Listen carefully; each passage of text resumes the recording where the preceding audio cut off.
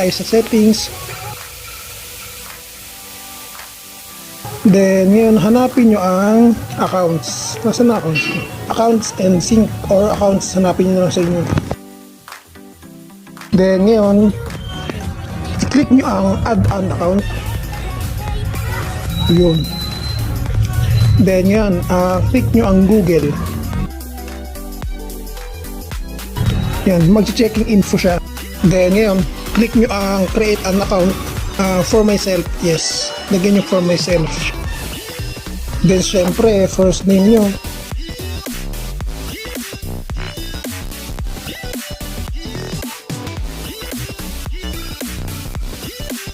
Then ngayon, ang birthday nyo.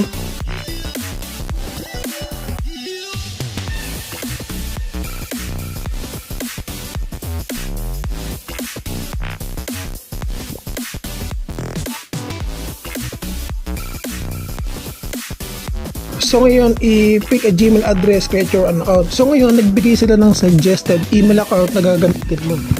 Or kung gusto mo, pwede kang mag-create your own email address. Click nyo yan. Then ngayon, create kayo.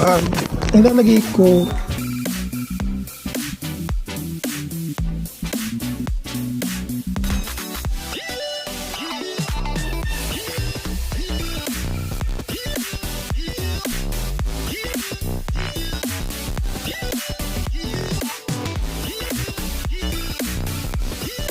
yun, gumana.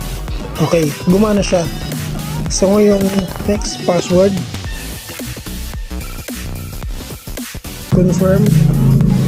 Tapik nyo ulit yung password. Dito sa taas, password. Dito sa confirm, ulit nyo lang yung password. Then, click next. Then yun is, meron naman dito lalabas na ganito.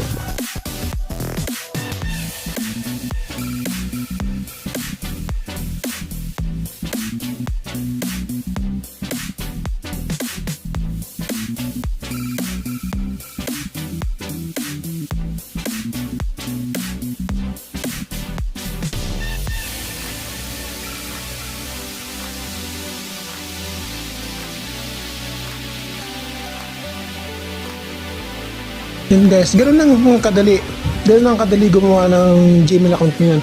Hindi naman ganoon kahirap. Okay, tapos siya guys. Kaya sana may natutunan ka. Kung bago pa lang dito, i-subscribe muna itong channel ko. See you next time ulit. Gagawin ko ng mga tutorial and tricks videos. Thank you.